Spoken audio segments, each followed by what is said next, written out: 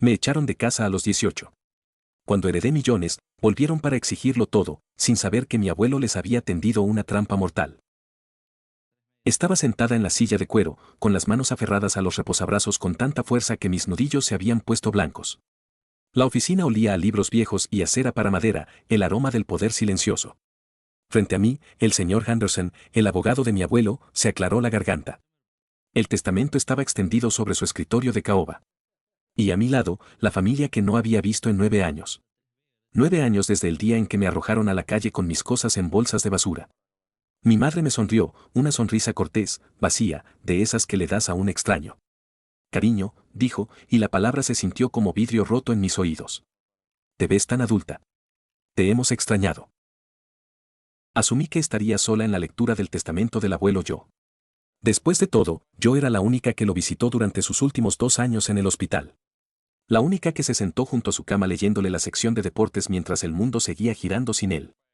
Pero ahí estaban, como buitres esperando el festín.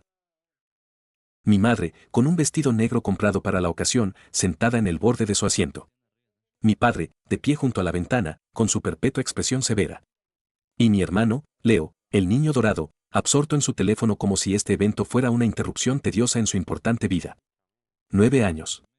9 años desde que me borraron de su existencia. Ahora, de repente, éramos familia otra vez. ¿Qué se suponía que debía decir a eso?, pensé. ¿Qué había extrañado dormir en mi Toyota ese primer invierno? ¿O comer fideos instantáneos durante 3 meses porque no era más que eso lo que podía permitirme? No respondí.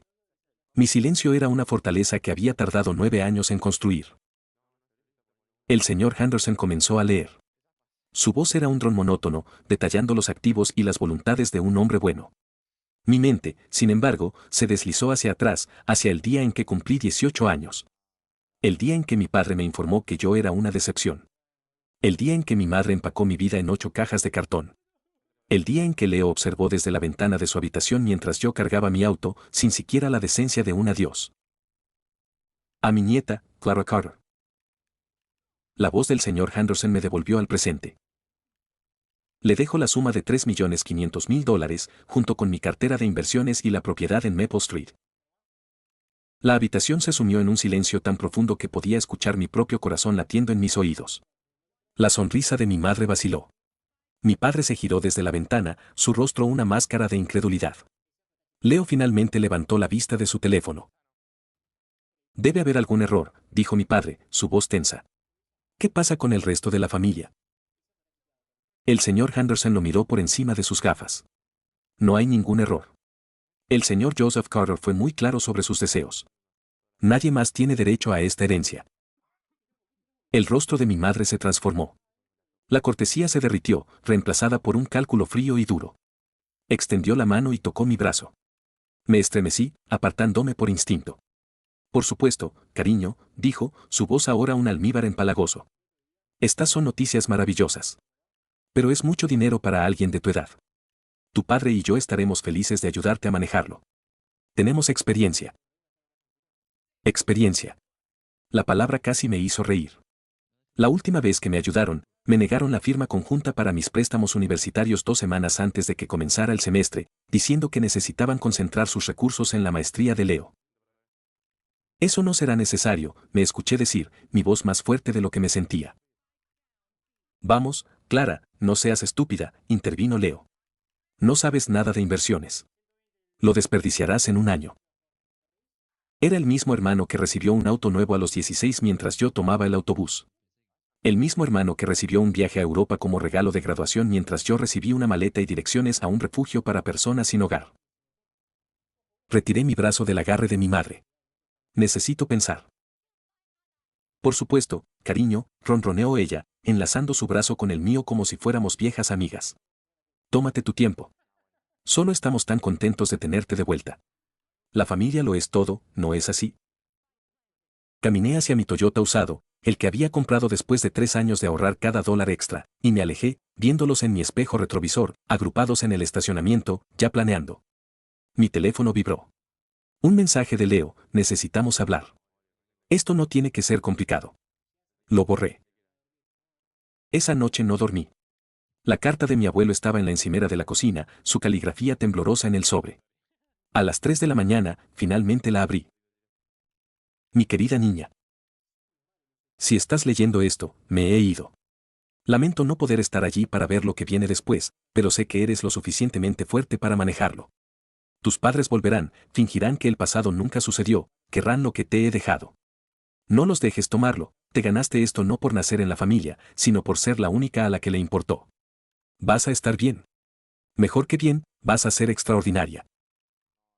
Con amor, abuelo yo. Las lágrimas que no había derramado en 9 años finalmente llegaron. Lloré por él, por su bondad inquebrantable. Lloré por la niña de 18 años que él había rescatado. Y lloré por la mujer que ahora tenía que enfrentarse a los lobos. Las llamadas comenzaron a la mañana siguiente. 3 llamadas perdidas de mi madre. 5 mensajes de texto de mi hermano. 2 mensajes de voz de mi padre. Los borré todos. En el trabajo, mi teléfono vibraba sin cesar. Finalmente, contesté una llamada de Leo. Finalmente, dijo. Mira, sé que las cosas fueron complicadas, pero eso es el pasado. Somos familia. Vas a necesitar ayuda para manejar la herencia. No necesito ayuda, respondí, mi voz plana. ¿En serio todavía estás enojada por lo que pasó cuando tenías 18? Eso fue hace 9 años. La gente cambia. Sí, mamá se siente terrible, continuó, su voz ahora afilada. Lo mínimo que podrías hacer es no ser una perra al respecto. Colgué. Esa tarde, estaba sentado en los escalones de mi edificio de apartamentos. Bloqueando mi camino. 5 minutos, dijo. Este dinero podría cambiar todas nuestras vidas, argumentó. Mamá y papá no tienen mucho para la jubilación. Yo tengo préstamos estudiantiles. Podríamos ayudarnos mutuamente. ¿Ayudarnos mutuamente? ¿O ayudarse a sí mismos?, repliqué. Somos familia, espetó, su mandíbula tensa. Sigues diciendo esa palabra como si significara algo. Me dejaste ese dinero porque yo era la única a la que le importaba. ¿Cuándo fue la última vez que lo visitaste antes de que se enfermara? Miró hacia otro lado, derrotado por un momento. Bien, lo siento. Debería haber estado allí más. Pero no podemos cambiar el pasado. Sacó un sobre de su chaqueta. Mamá quería que te diera esto. Es de papá.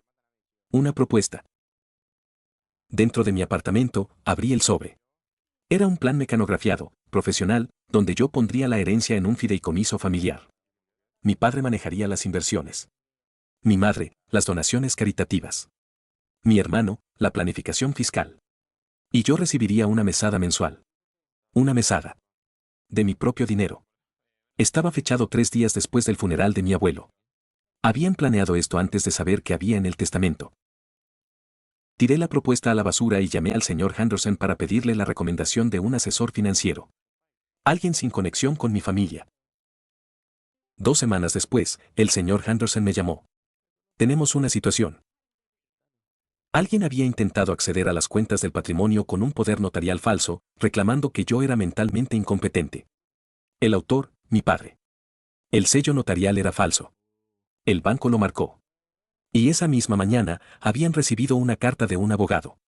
Estaban impugnando el testamento, alegando que mi abuelo había sido influenciado indebidamente. ¿Qué hago?, pregunté, sintiendo que el suelo se desvanecía bajo mis pies. Consigue tu propio abogado, dijo. Documenta todo. Y no te comuniques con ellos directamente. Tu abuelo anticipó esto. Por eso fue tan cuidadoso. Salí de su oficina entumecida. 17 llamadas perdidas. Habían comenzado a usar diferentes teléfonos. Un correo electrónico de Leo, papá solo estaba tratando de ayudar.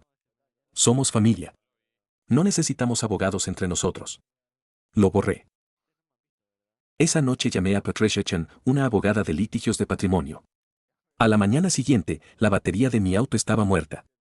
Los cables estaban flojos, casi como si alguien los hubiera desconectado parcialmente, dijo el mecánico. La campaña de acoso se intensificó. La abogada de mis padres respondió a nuestra presentación afirmando que yo había manipulado a un anciano, envenenándolo contra sus hijos. Luego vinieron las citaciones, hurgando en cada rincón de mi vida. Mi madre dejó un mensaje de voz final antes de que la orden de restricción entrara en vigor, su voz era hielo puro. Estás cometiendo un terrible error. Cuando esto termine y no tengas nada, no vengas arrastrándote de vuelta a nosotros. Guardé la grabación. Pronto, los susurros comenzaron en mi comunidad. Cuentas anónimas en grupos de Facebook me llamaban cazafortunas, manipuladora. Esta mujer estafó a un anciano de millones, decía una publicación con mi foto. Mi jefe me llamó, incómodo. Mi arrendador me llamó. Mi auto fue vandalizado con la palabra ladrona grabada en el capó. El aislamiento era aplastante. Una noche, rota y sola, saqué la carta de mi abuelo y la leí de nuevo. No los dejes tomarlo. Te lo ganaste. Pero era difícil recordarlo cuando mi mundo entero se había vuelto en mi contra. Mientras recogía la carta del suelo, noté otro sobre en la caja de sus cosas, uno que nunca había visto. Era más viejo, amarillento. Fechado hace 8 años. Mi querida niña. Estoy escribiendo esto porque sé de lo que tus padres son capaces. Cuando me haya ido, vendrán por lo que te dejo. Intentarán manipularte, culparte, destruirte. Pero sé algo que ellos no saben. Eres más fuerte que todos ellos juntos. Me he asegurado de que tengas todo lo que necesitas para luchar. La documentación, las protecciones legales, el dinero. Pero el arma real está dentro de ti. Ya sobreviviste lo peor que podían hacer. Todo lo demás es solo ruido. Confía en ti misma. Confía en el plan que he puesto en marcha. Con amor, abuelo yo. Algo dentro de mí cambió. El peso se levantó, reemplazado por una determinación de acero. Llamé a Patricia y le conté sobre las otras protecciones que él había mencionado. El testamento tenía cláusulas trampa. El poder notarial falso activó la primera. El acoso y la difamación activaron la segunda.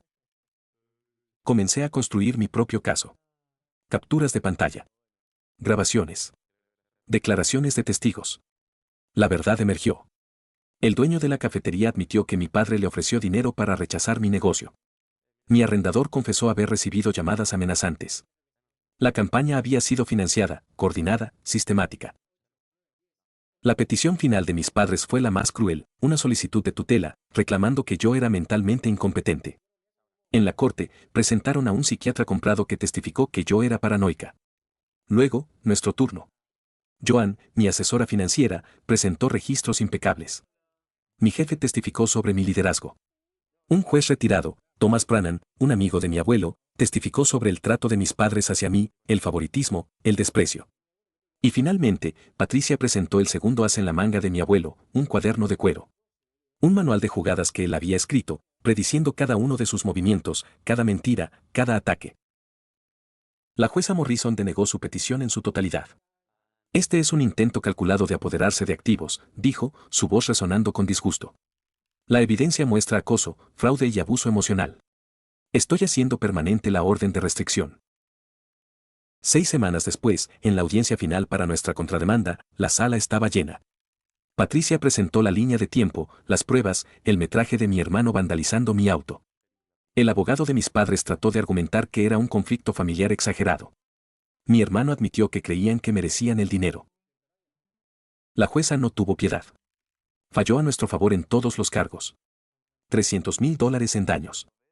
70,000 en honorarios de abogado. La orden de restricción permanente. Y una remisión al fiscal de distrito para posible enjuiciamiento criminal. Invocó las cláusulas del testamento, desheredándolos permanentemente de cualquier reclamo futuro.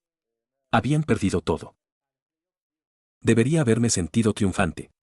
En cambio, solo me sentí cansada. Las consecuencias para ellos fueron rápidas y brutales. El club de lectura de mi madre la expulsó. Mi padre perdió su trabajo. El círculo social que habían pasado décadas construyendo se derrumbó. Mientras tanto, mi vida florecía. Me ascendieron. Compré una pequeña casa. Planté un jardín. Fui mentora de una joven que había sido echada por su familia. 6 meses después, pasé por la casa de mi infancia. Había un letrero de en venta en el patio descuidado. La casa que una vez pareció tan grandiosa ahora solo se veía triste y cansada. No sentí nada. Eran extraños. Esa noche, cené con amigos en mi casa, con verduras de mi jardín. Reímos, contamos historias. Me paré en mi cocina, lavando los platos, y pensé en mis padres en su casa en declive, enfrentando cargos criminales. La verdadera herencia de mi abuelo no era el dinero. Era la libertad de definir mi propio valor. Seguí conduciendo, dejando esa casa atrás. Mi verdadero hogar, lleno de luz y risas, estaba a 20 minutos. Mañana me reuniría con nuevos receptores de becas de la fundación de mi abuelo. Niños rechazados por sus familias, negándose a rendirse. Les diría lo que el abuelo yo me dijo: eres más fuerte de lo que piensas. Vas a estar bien. Mejor que bien. Apagué las luces de mi porche y me fui a la cama. Mañana era un nuevo día, sin la carga del pasado. Mis padres ya no eran parte de mi historia. Eran un capítulo que había sobrevivido. No los perdoné. No necesitaba hacerlo. El perdón implicaría que sus acciones todavía tenían poder sobre mí. No lo tenían. Era libre. Y esa era la mejor venganza de todas. Vivir bien, sin ellos. Sin necesitarlos. Me quedé dormida en mi propia cama, en mi propia casa, viviendo mi propia vida. Finalmente, completamente, triunfantemente libre. Mi abuelo me dio las herramientas para luchar, pero la decisión de destruir sus vidas fue mía. ¿Hay un punto en el que la justicia se convierte en venganza y, si es así, lo crucé? Para más historias que te harán cuestionarlo todo, síguenos. Cada historia debe sentirse como una confesión real que solo podría contarse una vez en la vida.